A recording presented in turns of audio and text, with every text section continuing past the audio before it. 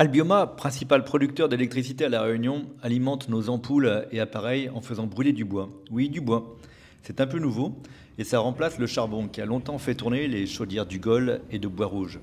Quand nous avons voulu vérifier si ce bois provient bien de forêts gérées de manière responsable sur les plans environnemental, social et économique, nous en avons profité pour visiter la centrale du Gol. Le directeur régional, Geoffroy Mercier, nous accueille et nous montre les installations toujours en chantier. C'est sur cette plateforme que la nuit, les camions viennent décharger les pellets de bois, ce qui représente une cinquantaine de rotations nocturnes. Les chaudières brûlent pratiquement 1000 tonnes de pellets par jour. Et la gestion de ce carburant biomasse n'est pas si simple. Il s'échauffe, les risques d'incendie sont bien présents, il fait de la poussière, et si on ne surveille pas attentivement son stockage et son transport dans les collecteurs ou sur les tapis roulants, les pellets peuvent s'agglomérer et provoquer des bourrages aux conséquences très lourdes. Là, ce qui est noir là-bas, c'est quoi? C'est là où il y avait le broyeur charbon. D'accord, ce qu'on est en train de démanteler, quoi. Ouais. Entrer sur le site de la centrale thermique du Gol, c'est un peu entrer sur un chantier. C'est une fourmilière où une centaine d'ouvriers s'activent pour assurer la maintenance des 3 chaînes de production. L'une d'entre elles est en phase de redémarrage après une longue interruption. Ça rigole pas, il y a une scène de guerre. Et il reste encore quelques traces des anciens silos de stockage du charbon dont la démolition est en train de se terminer. Nous entrons maintenant au cœur du réacteur. 2 chaînes fonctionnent en parallèle sur plusieurs étages. Là, c'est très simple. Tranche une, tranche deux. C'est au niveau du rez-de-chaussée que sont récupérés les mâches-fer qui pourront être recyclés sur les chantiers de travaux publics, alors qu'une trentaine de tonnes de cendres volantes sont récupérées chaque jour dans des électrofiltres. Ces cendres volantes serviront bientôt à faire du ciment. À l'étage se trouvent les chaudières.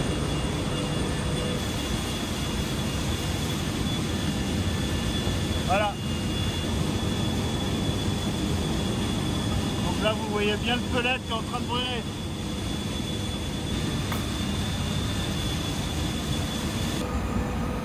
En fait, là, vous avez toutes les alimentations de ce qu'on appelle... parce qu'en fait, les cendres montent. Oui. Et les cendres, dans les cendres, il y a encore du carbone. Donc on les récupère et on les réinjecte. Alors ça, c'est ce qu'on faisait avec le charbon, beaucoup. Avec le pellet, on le fait beaucoup moins parce qu'en fait, la combustion du pellet est beaucoup plus soudaine, en fait. Et donc, généralement, on arrive quand même à éliminer le maximum de carbone.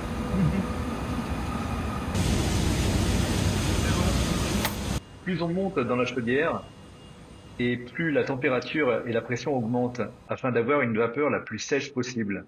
Car, dans une turbine qui tourne à 6000 tours, une goutte d'eau a la puissance d'une balle de fusil. Ce dispositif, du nom de ramoneur, permet de nettoyer plusieurs fois par jour la chaudière, afin d'en extraire les poussières.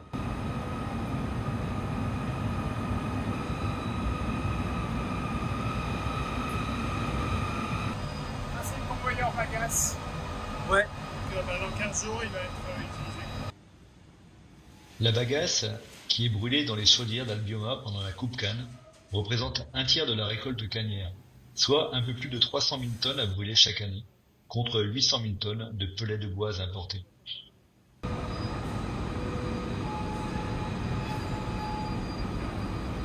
c'est vraiment le point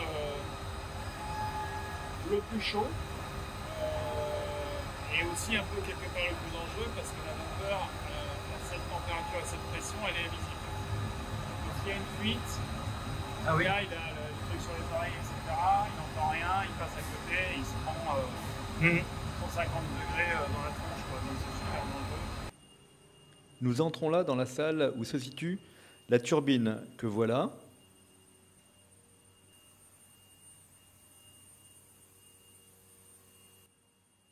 Ici, c'est le motoréducteur et un peu plus loin, en bleu, le générateur. Nous arrivons maintenant dans la salle de contrôle. Et là, les 3 tranches fonctionnent, hein, les gars? Exact. T'es à combien là? 30, 30, 40? On est à 40, ouais, 30, 30, 40. Voilà. C'est ça. 30, 40 mégawatts, c'est ça? 30 en tout, donc ça fait 100 60, mégawatts. Ouais, 60, 30. C'est la capacité maximale de... On peut pousser un peu. Là, on va pousser à 3 encore. Mais là, on est encore en redémarrage. redémarrage sur la 3. Ouais, on est en redémarrage sur la 3 parce qu'on Ouais. a eu des gros soucis de cendres en fait. Donc, on a fait des gros travaux, qui sont des beaux travaux. Là, j'ai été voir ce matin, là, putain, ça a de la gueule.